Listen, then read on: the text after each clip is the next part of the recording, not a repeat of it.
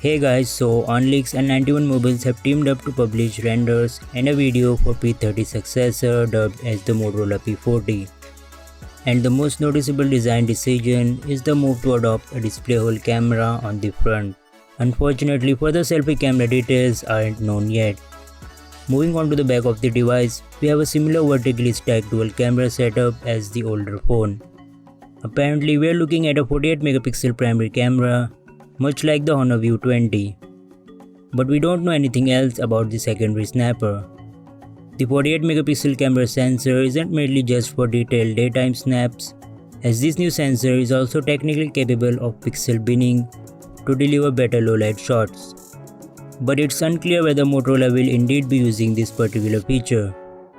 Other noteworthy features include a 6.2-inch display, rear fingerprint scanner embedded into the Motorola logo, USB Type-C port, a 3.5mm headphone jack, and the Android One branding. The latter means we could be in for a smartphone that delivers timely Android updates and prompt security patches. We also have a rather shiny back, which 91 Mobile suggests it could be made out of glass. The Motorola P40 will be measured at 160.1mm in height, 71.2mm in width, and 8.7mm in thickness. The Motorola P30 was seemingly limited to China, while the Motorola One and One Power, which were essentially variants of the Motorola P30 design, were available in more countries.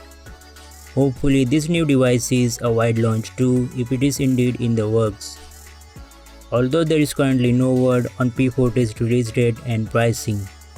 So that is it for this video guys. Let me know what you think about this upcoming Moto P40 device and I will see you in my next video.